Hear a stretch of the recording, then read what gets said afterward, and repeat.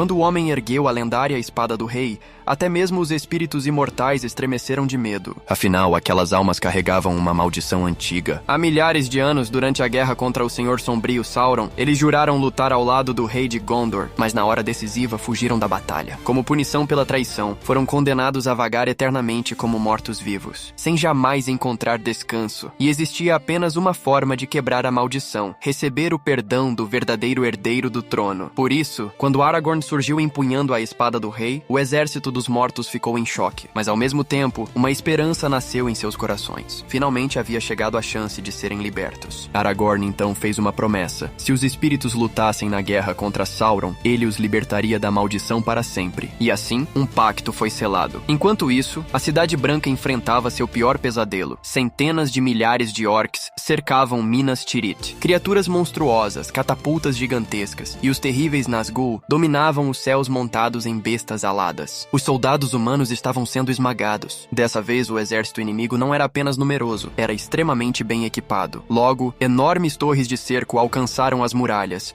despejando incontáveis orcs dentro da cidade. Ao mesmo tempo, um gigantesco ariete em forma de lobo flamejante começou a golpear os portões. Mesmo sob uma chuva de flechas, os defensores não conseguiam parar aquela monstruosidade. E então, os portões de Minas Tirith caíram. Orcs de guerra invadiram a cidade, destruindo tudo pela frente. A cada minuto, mais inimigos atravessavam as muralhas. Parecia apenas questão de tempo até a queda definitiva da Cidade Branca. Mas mesmo diante do desespero, os homens continuaram lutando até o amanhecer. Foi então que, no horizonte, surgiu uma visão inesperada. Milhares de cavaleiros apareceram cavalgando sob a luz do sol. Era o rei Théoden de Rohan, que havia reunido todo o seu exército e cavalgado sem descanso por dias para chegar ao campo de batalha. Ao ver a imensidão do exército inimigo, até os cavaleiros sentiram medo. Mas Théoden ergueu sua espada e, com um discurso poderoso, incendiou o espírito de seus homens. No instante seguinte, a cavalaria avançou. O impacto foi devastador. Mesmo em menor número, os cavaleiros de Rohan atravessaram as linhas inimigas como uma tempestade de aço. Orcs eram esmagados sem chance de reação. A batalha começava a virar. Mas então, reforços aterrorizantes chegaram ao campo. Gigantescos olifantes surgiram trazendo guerreiros Haradrim. As criaturas pareciam fortalezas vivas, destruindo tudo com suas presas enormes. Nenhum homem conseguia enfrentá-las. Até que alguns soldados descobriram o ponto fraco daqueles monstros: os condutores no topo das criaturas. Derrubando os controladores, os olifantes perdiam o rumo e se tornavam inúteis. Só que o pior ainda estava por vir. O rei bruxo de Angmar apareceu diante de Théoden. O líder dos Nazgûl atacou o rei de Rohan e estava prestes a matá-lo, quando um pequeno guerreiro surgiu para protegê-lo. Era Merry, seguido por Éowyn, que retirou o capacete e revelou ser uma mulher. O rei bruxo começou a rir, acreditando que nenhuma mulher poderia derrotá-lo. Mas segundos depois, Éowyn atravessou sua espada no rosto da criatura, encerrando sua existência para sempre. Nem o próprio Nazgûl imaginava que cairia pelas mãos de uma mulher. Enquanto Théoden dava seus últimos suspiros, ele olhou para sua sobrinha com orgulho. Finalmente compreendeu que coragem não dependia de força, e nem de ser homem. Naquele mesmo instante, navios piratas surgiram no mar. Os orcs comemoraram, acreditando que reforços haviam chegado. Mas tudo mudou quando Aragorn saltou da embarcação, acompanhado de Legolas e Gimli. Logo atrás deles, veio o exército dos mortos. Os espíritos atravessaram o campo de batalha como uma tempestade sobrenatural. Orcs fugiam desesperados, mas não havia para onde correr. Em poucos minutos, o rumo da guerra foi completamente alterado. Mas essa não era a única batalha acontecendo na Terra-média. Enquanto Sauron mobilizava todos os seus exércitos, Saruman destruía florestas inteiras para alimentar suas fábricas de guerra em Isengard. Árvores eram derrubadas sem piedade para criar armas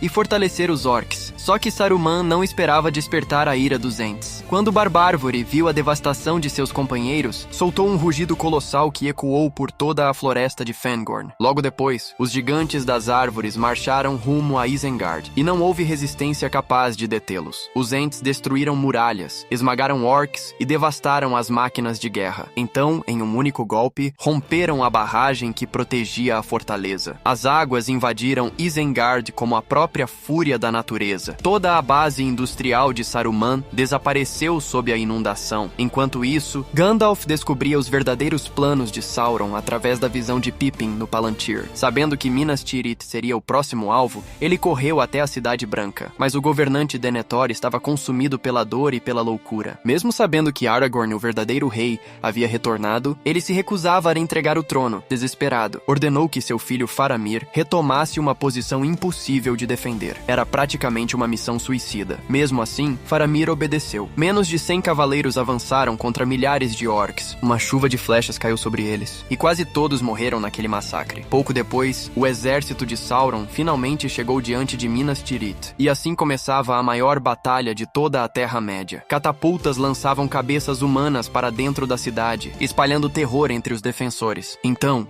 enormes pedras começaram a atingir as muralhas sem parar. A guerra final havia começado,